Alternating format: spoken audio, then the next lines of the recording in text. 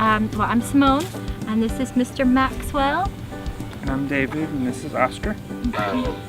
And we're from Fairhope, Alabama. Maxwell has craniosynostosis. Craniosynostosis is a birth defect that happens in about 1 out of every 2,000 children.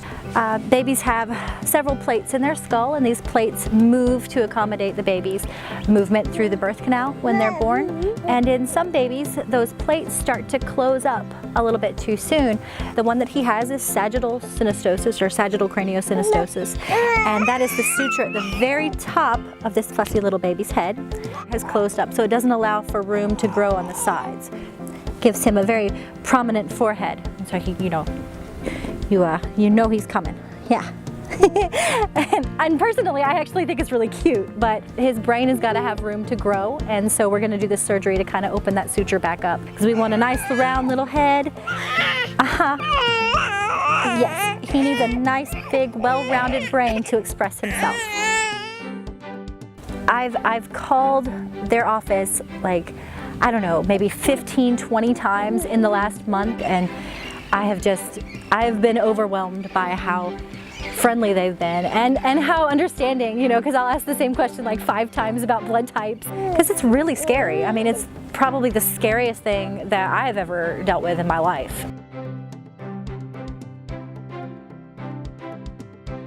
This is Mr. Maxwell, and last year he had a surgery for something called craniosynostosis. He was in the hospital for only 2 days. That was it. 1 night in the PICU and then 1 night on the regular floor. But the night of the surgery, I remember I was not able to go to sleep. I was worried about him. He's hooked up to machines, and I mean, he was just so stressed out. And the nurses there at the PICU were amazing. They really were. They would come in, like clockwork. And I remember this one nurse coming in, and she was like, "Okay, well, you need to get some sleep too. He's good. He's okay. We've got him. Make sure you get some sleep." And I thought that was really nice. I will always appreciate Dr. Scott's office. Not just Dr. Scott, but his nurses. To this day, one of his nurses is, I'm still friends with her. I talk to her on Facebook.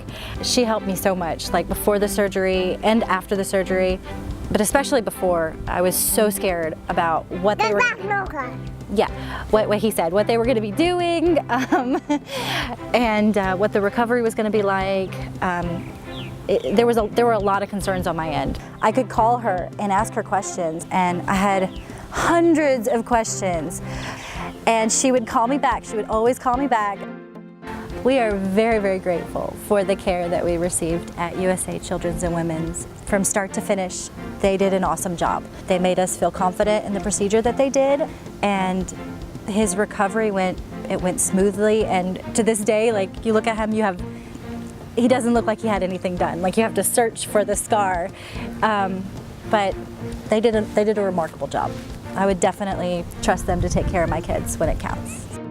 He is now 15 months old, and he's doing perfect. We have no problems at all.